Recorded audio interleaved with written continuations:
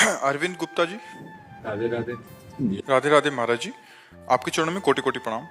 महाराज जी, मेरा एक प्रश्न है कि मुझे अपने स्वर्गीय माता पिता की निरंतर याद आती है तथा मन विचलित रहता है। महाराज जी, कृपया मुझे मार्ग दिखाएं। उनके कल्याण के लिए श्रीमद् भागवत सप्ताह करवाओ संस्कृत से और उनको प्रदान कर दो। जब उनका कल्याण हो जाएगा तो फिर आपको याद नहीं सताएगी। आपका कर्तव्य है तो संस्कृत के विद्वान ब्राह्मण से 7 दिन में पूरी भागवत का पाठ कराओ और उसको तृप्त करो दक्षिणा भोजन वस्त्र आदि दे करके, और वो सब पुण्य अपने माता पिता को समर्पित कर दो। तो उसके प्रभाव से जब उनका कल्याण होगा फिर तुम्हारा स्मृति आना ये भी चला जाएगा। उनका कल्याण होना अनिवार्य है क्योंकि आप उनके पुत्र हो, वो आपके माता पिता हैं। उनके कल्याण के लिए आप ऐसा करो। कोई विद्वान ब्राह्मण देखकर जो बेईमानी ना करे। बेईमानी का होता है ना कि आपको तो पता नहीं कितने अध्याय छोड़ दिए, कितने अध्याय कर लिए।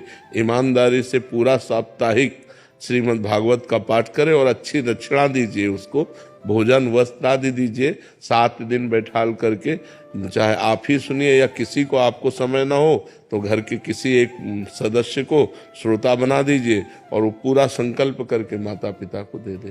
तो इससे उनका कल्याण हो जाएगा और आपको शांति प्राप्त हो जाएगी। मोहित जी मथुरा से।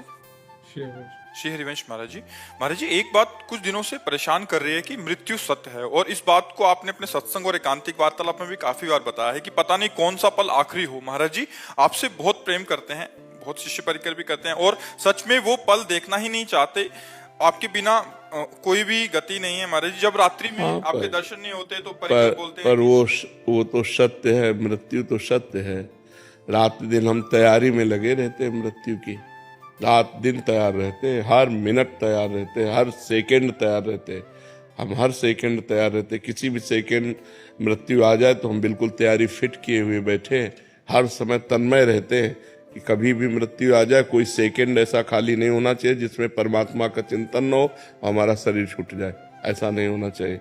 हम इसीलिए उत्तर दे रहे हैं, लेकिन हम तैयार बैठे हैं उत्तर देते हुए कि पता नहीं अगला शब्द हम बोल पावे कि ना बोल पावे। वो भगवान में हर समय राधा राधा राधा उत्तर बोलते हुए। और जाना तो बच्चा पड़ेगा ही, इसका नाम मृत्यु लोक है, सबको जाना पड़ता है। बुरा से बुरा आदमी भी जाता है, अच्छा से अच्छा आदमी भी जाता है। यहाँ भगवान भी अवतरित हुए तो उनको लीला संवरण करनी पड़ी। बड़े बड़े धर्मात्मा महात्मा हुए, उनको भी जाना पड़ा। तो जाना तो पड़ेगा ही। यहाँ नाम ही इसका नाम मृत्यु लोक है। यहाँ तो मरना ही पड़ेगा, चाहे हम हो, चाहे आप हो या कोई भी हो। जब तक हैं तब तक उसका आनंद ले लो, नहीं उनकी आज्ञा के अनुसार जीवन चलाओ। उनकी जैसी आज्ञा रही वैसे जीवन चलावे तो वैसे ही अनुभव होगा, वैसे ही अनुभव होता रहेगा। जैसे हमारे सानिध्य में आप सुख ले रहे हैं, ऐसे एकांत में यदि हमारी आज्ञा का पालन करेंगे तो आपको हमारा सानिध्य मिलता रहेगा। क्योंकि हम भगवान के हैं, और भगवान आप जब चिंतन करोगे तो यही रूप भगवान आपके दिमाग में भर देंगे। तो आपको लगेगा गुरु जी तो मेरे साथ रहते हैं, मेरे से कभी अलग ही नहीं है। प्रगट में भले दिखाई दें कि वो अंतर ध्यान हो गए, लेकिन वो तो हर समय हमारे साथ रहते हैं। जब आप गुरु आज्ञा का पालन करके भजन करोगे तो गुरु का सानिध्य बना रहेगा। मोहन गुप्ता जी सूरत से। श्री हरिवंश महाराज जी। महाराज जी, हम शास्त्रों के वचनों को श्रद्धा से सुनते हैं। श्री नाम की महिमा, प्रसाद की महिमा, धाम, हरि कथा, साधकों के जीवन में जो भी शुद्ध भक्ति के अनुरूप होता है उसे करने का प्रयास भी करते हैं। पर महाराज जी, फिर भी ये अनुभव होता है कि मन अभी शुद्ध नहीं है, मन एकाग्र नहीं है, भीतर से तल्लीनता नहीं हो रही, कामना अनर्थ की निवृत्ति नहीं हो रही। महाराज जी, ऐसा अंदर से बना रहता है। महाराज जी, ऐसी अवस्था में भजन की कमी है। सुनने मात्र से काम नहीं चलता। हम ज्यादा पढ़ने और सुनने में समय नहीं लगाया, करने में लगाया है। अगर हमने किसी बात को पढ़ा एक लाइन, वही ग्रंथ बंद कर दिया और उसका 100 बार चिंतन किया और उसको अपने जीवन में उतारने की कोशिश की, तो बहुत नायम आत्मा प्रवचनेन लभ्या न मेधया न बहुना सुरतेन। ये आत्मबोध न तो बहुत प्रवचन करने वाले को मिलता है, न बहुत प्रवचन सुनने वाले को मिलता है, न बहुत बुद्धिमान को मिलता है। जो वर्ण कर लेता है उसको मिलता है। आचरण में उतारो, खूब नाम जप करो, अभी सब संशय खत्म हो जाएगा, मन निर्मल हो जाएगा। रात दिन नाम का चिंतन करते हुए नाम जप करो, नाम का चिंतन करते हुए नाम जप। जैसे आप मान लो महामंत्र जपते हैं तो पूरी लाइन आपके महामंत्र की दिमाग में लिखी होनी चाहिए, उसी को सुनो, उसी को बोलो। मान लो दिमाग में एकदम चल रहा है हरे कृष्ण कृष्ण कृष्ण हरे, हरे राम राम राम हरे कृष्ण हरे। रोना आने लगेगा। आप देखो चिंतन करते हुए जप करो तो अभी हृदय इतना निर्मल होने लगेगा कि अश्रु प्रवाह आने लगेगा नाम जप में। अब वो चल रहा है माला अंगुली में, जबान में नाम और मन संसार में, तो कनेक्शन सही नहीं है। जब तीनों का कनेक्शन एक बैठ जाएगा, मन जिह्वा और माला, तब आनंद आने लगेगा। खूब जप करो, 1 मिनट भी खाली मत रहो। पता नहीं कौन सा मिनट हमारी जिंदगी का आखिरी मिनट हो और उस समय हम कुछ और चिंतन कर रहे हो। इसलिए हमें सावधानी पूर्वक भजन में लगना चाहिए। जब भजन में लगोगे तो संशय, मलिनता ये सब नष्ट हो जाएगा, अपने आप हृदय में आनंद का अनुभव होने लगेगा। महाराज जी, जैसे गुरुजन आज्ञा करते हैं कि 11 माला करो, 16 माला करो, 32, ये केवल लगाने के लिए है। ये केवल प्रारंभिक साधक को लगाने के लिए है कि अब एकदम नहीं जप रहा तो दीक्षा दी गई, कहा गया 11 माला तो आपको जपना ही है, कि चाहे जितना आप बिजी हो आप 11 माला कीजिए। लेकिन ये हद नहीं है भजन की, ये भजन की हद नहीं है। भजन तो बेहद है, जो हद बेहद है उसकी कोई गणना नहीं है। भगवान की प्राप्ति के लिए कोई गणना नहीं कि भगवान 11 माला में मिलेंगे कि 21 माला में मिलेंगे। वो तो जब निरंतर प्रीति पूर्वक भजन किया जाता है, भगवान के सिवा और कुछ याद न रहे, केवल भगवान की चाह रह जाए, मैं भगवान का भगवान मेरे, तब भगवान की प्राप्ति होती है। महाराज जी, जैसे ये तो उत्तम साधक और ये उत्तम अवस्था प्राप्त करने के लिए उत्तम साधन है महाराज जी। महाराज जी, जैसे संसार में बहुत सारे ग्रस्त जन हैं जो ड्यूटी पे भी जाते हैं, सब कुछ करते हैं, उनके लिए महाराज जी कठिन हो जाता है जब आप ये बोलते हो कि ऐसा करना है। तो महाराज जी, जो नाम जप की संख्या होती है वो भी छोड़ देते हैं। अब हमारे साथ महाराज जी मिलते रहते हैं तो कहते हैं कि उसको छोड़ देते हैं, फिर उसमें करने लग जाते हैं। कुछ समय में ही मन 1-2 दिन तो ठीक चलता है, तीसरे दिन फिर वहीं पटक देता है, फिर वो संख्या भी जाती है और मतलब जो नाम का जो एक अभ्यास वो भी चला जाता है। तो महाराज, हाँ, हमने ये कहा है कि 11 माला जो संख्या है वो तो जैसे अब आप 1 माला लिखित किए तो 10 माला ऐसे करो ऐसा। हाँ, अब जैसे आपका मन 50 नाम में लगा कि लिखने में लगा तो शेष माला से पूरा करो। कुछ 10 मिनट 15 मिनट लेखनी का अभ्यास करो, क्योंकि सबका मन एकाग्र तो है नहीं, मन बड़ा चंचल है, एक क्षण में विषयों में भाग जाता है।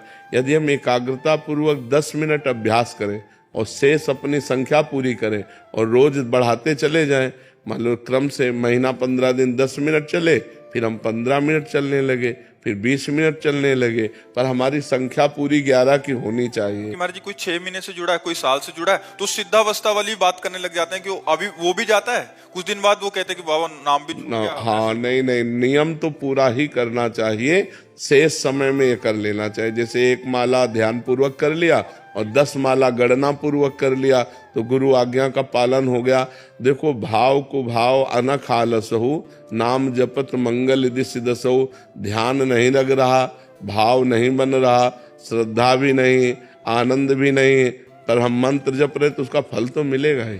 ये तो भगवत प्राप्ति के लिए आगे बढ़े हुए पुरुषों की बातें हैं, लेकिन प्रारंभिक साधकों को तो गणना से ही चलना होगा, नहीं वो भी छूट जाएगा, मन भजन में लगेगा नहीं। इसलिए प्रारंभिक साधकों को गणना दी जाती कि आपको 11 माला करनी ही है, तो उनको करना ही चाहिए। 10 मिनट 5 मिनट अलग से समय निकाल ले 24 घंटे में, जो लेखनी वाला मंत्र है, लेखनी वाला नाम है, वो प्रक्रिया करें, शेष समय 11 माला अपने पूरे कर लें। महाराज जी, नाम की महिमा आदि सुनाते हैं तो काफी साधक कहते हैं कि बाबा हमें कोई नियम दे दीजिए कि हम 50,000 रोज राधा नाम जप करेंगे, मतलब नियम से करेंगे और आपको चेक कराएंगे। तो वो 50,000 कुछ दिन करते हैं, कभी कभी फिर आपका वैसा वाला एकदम उच्चतम अवस्था वाला प्रवचन होता है कि वास्तविकता में वहीं पहुंचना है, इसी से पहुंचेंगे। अभी 6 महीने हुए हैं, तुम्हारे जी वो 50,000 भी छोड़ दिए, नहीं धीरे-धीरे करने अब उनको क्या करना चाहिए, 50,000 तो नियम वाला करना चाहिए और 5 मिनट 10 मिनट ये करना चाहिए, इसका अभ्यास करना चाहिए। कोई भी अभ्यास करने के लिए अपने नियम को नहीं छोड़ना चाहिए। नियम के अलावा हमारा और समय 10 मिनट जाए तो हम वो अभ्यास में करें, ऐसा करना चाहिए। लाल सिंह जी, महाराज जी आपके चरणों में कोटि कोटि प्रणाम। महाराज जी मैं ये जानना चाहता हूँ कि अनन्य भक्ति की प्राप्ति कैसे हो सकती है और क्या साधन और सावधानियां रखनी। अनन्य भक्ति की प्राप्ति नवधा भक्ति से हो सकती है।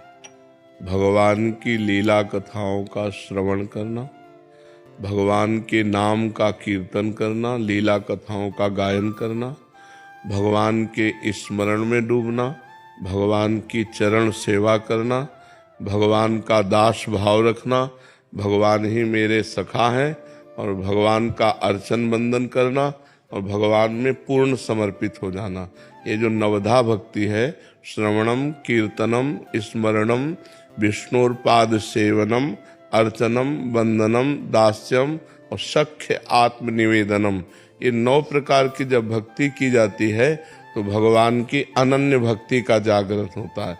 क्योंकि वही सुनना, वही बोलना, वही देखना, वही अर्चन, वही बंधन, तो अन्य सब छूट जाता है। अन्य जब सब छूट जाए और एकतार भगवान का चिंतन हो तो उसका भार भगवान ले लेते हैं। अनन्यस चिंतयन्तो माम ये जना परिपासते तेषाम नित्याभियुक्ता नाम योगक्षेमम वहाम्यहम्। भगवान कह रहे जो मेरा अनन्य चिंतन करता है उस भक्त के योगक्षेम का वहन मैं करता हूँ। योग मतलब जो प्राप्त है और जो अप्राप्त है, तो अप्राप्त को प्राप्त कराना और क्षेम जो प्राप्त है उसकी रक्षा करना, ये दोनों काम भगवान कर लेते हैं। बस भक्त का एक काम होता है निरंतर नाम जप करना, भगवान के सिवा अन्य जो है हमारा चिंतन है वो चिंतन न जाए। अब इसमें सावधानी है कि भोजन पवित्र होना चाहिए, क्योंकि अन्न से ही मन का पूरा खेल है। अगर हमारा भोजन अधर्म युक्त अपवित्र है तो फिर भजन में मन नहीं लगेगा।